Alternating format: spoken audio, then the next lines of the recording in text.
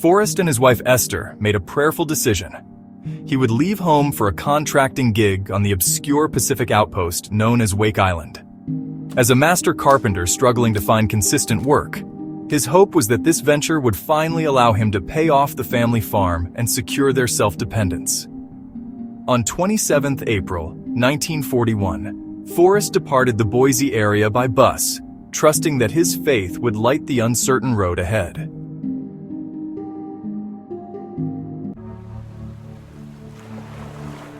During a stopover in Hawaii, he received not only practical words of hope, but a blessing, a prayer that promised him that he would be protected and that his family chain would remain unbroken. This divine pronouncement fortified his spirit, reminding him that even in times of great risk and challenge, spiritual resilience could be his steadfast shield. With this sacred assurance echoing in his heart, he arrived on Wake Island on 23 May 1941. There, Forrest not only applied his carpentry skills, but also served as a lay minister, offering solace and faith in an increasingly unpredictable world.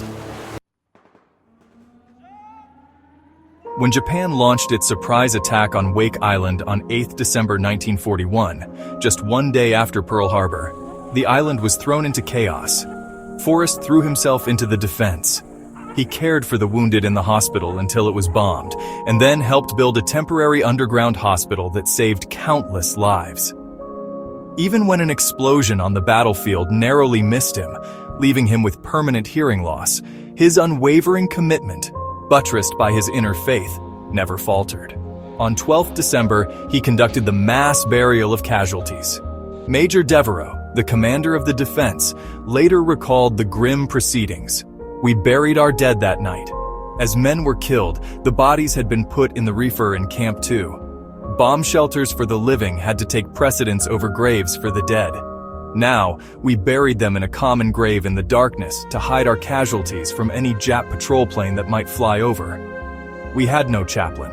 The services were read by a civilian, a serene man who gave his pamphlets, but never pressed his cause. The grave was camouflaged before morning." Ted Abraham described Forrest's eulogy during the service. The short religious man hesitated briefly before finishing as he wiped his moist eyes.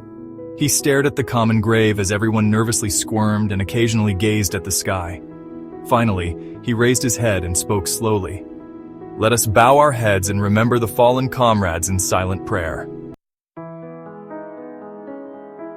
In every desperate moment and every fearful heartbeat, the spiritual resilience that had been nurtured by years of faith shone through, giving Forrest the courage to act as a beacon of hope amid darkness.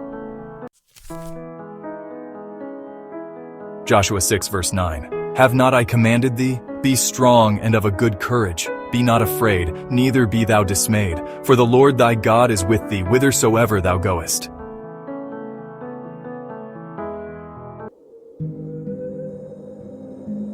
Back home, the family faced a void filled with heartache and uncertainty.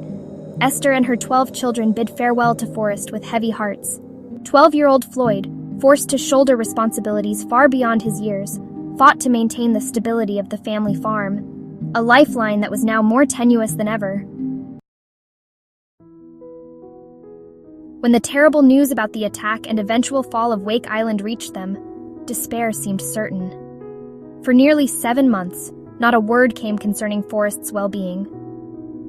During this dark period, Esther fell into a deep depression.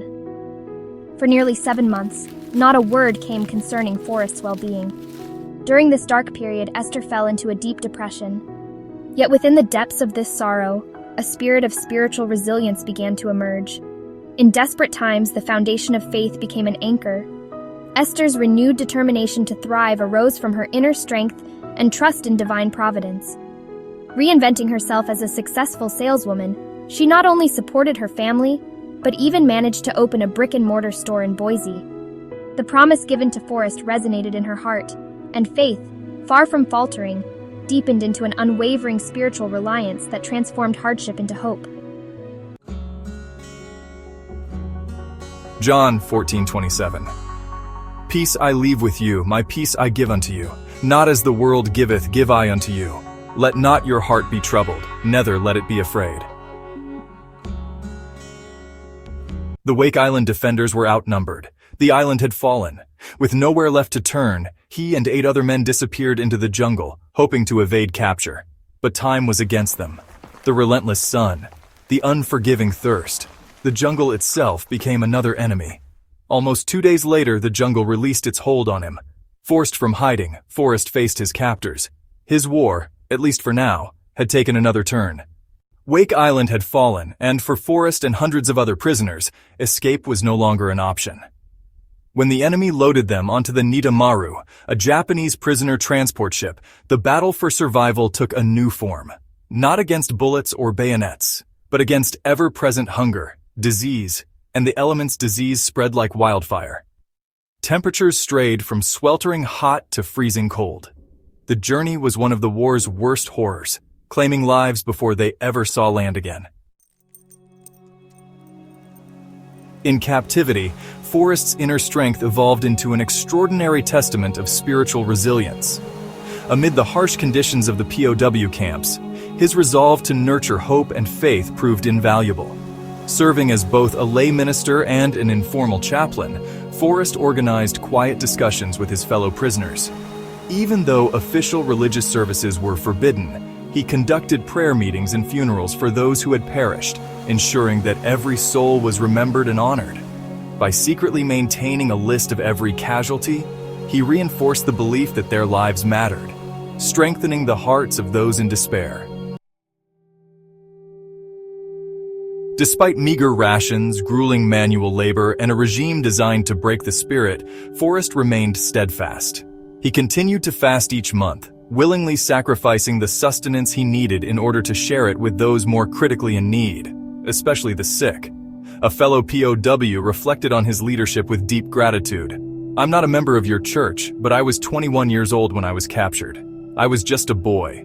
There were about 10 of us, and Forrest was our group leader, and I never failed once to go to one of his prayer meetings. Once in a while, when I or others would feel like we'd want to escape, Forrest kept us together and he'd say, 'Wait, and we'll get out of this if we'll just be patient. If you escape, you'll either get killed or hurt or separated from the rest of us. If you are patient, we will all go home together.' He stopped many of us from escaping. I owe my life to Forrest." Within the bleak reality of the camp, spiritual resilience manifested as a quiet yet transformative force. Forrest and his comrades clung to prayer, allowing the flickering light of hope to guide them through seemingly endless nights of suffering. Romans 12:12.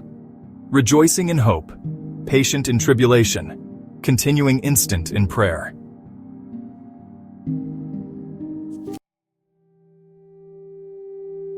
After the Japanese surrender, a massive effort was launched to recover United States prisoners of war.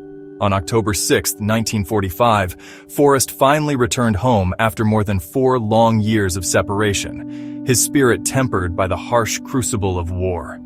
The homecoming was filled with embraces, tears, and the dawning recognition that every hardship had been a stepping stone toward a newfound inner strength.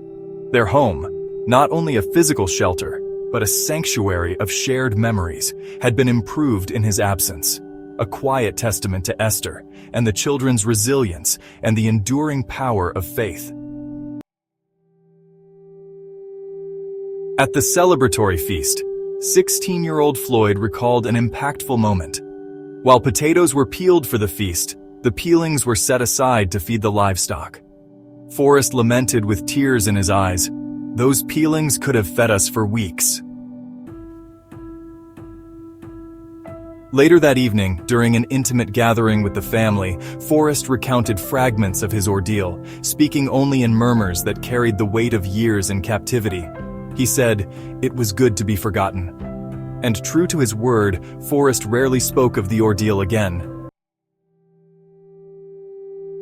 This homecoming was not merely a return to physical surroundings, but a spiritual reunion as well. A time when the scars of war met the healing promise of divine comfort. Their journey together had been punctuated by trials, a time when the scars of war met the healing promise of divine comfort. Their journey together had been punctuated by trials, but their shared spiritual resilience had mirrored the ever-present heartbeat of hope. Psalm 126, verse 5, "They that sow in tears shall reap in joy."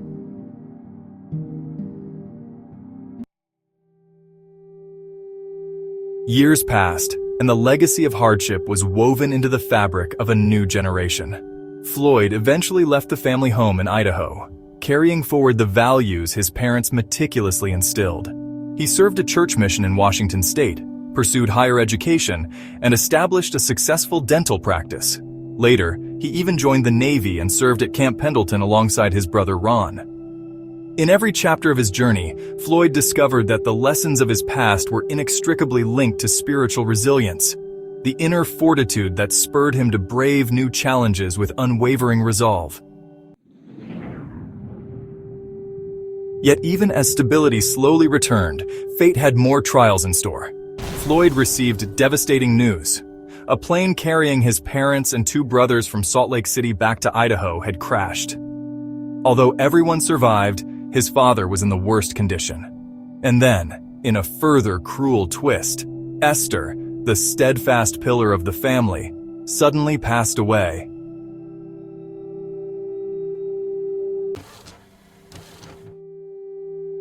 Despite these successive blows, Floyd pressed on. With his brother and dental practice partner Ron, who would later serve as a U.S. congressman, they built a lasting legacy defined by endurance, service, and above all, spiritual resilience. Through every loss and every triumph, the inner light of faith transformed their struggles into stepping stones toward a brighter future and a testament to the enduring mercy of God. Lamentations 3:22-23. It is of the Lord's mercies that we are not consumed, because his compassions fail not. They are new every morning. Great is thy faithfulness. In every act of this story, from the fateful decision to depart to the solitude of captivity, to the bittersweet reunion, and finally to a life that endures beyond despair, the thread of spiritual resilience weaves a tapestry of hope, faith, and renewal. The character's unyielding trust in divine guidance serves as a timeless reminder that even in the darkest moments, the light of the Lord remains ever present, guiding souls toward a bright and enduring dawn.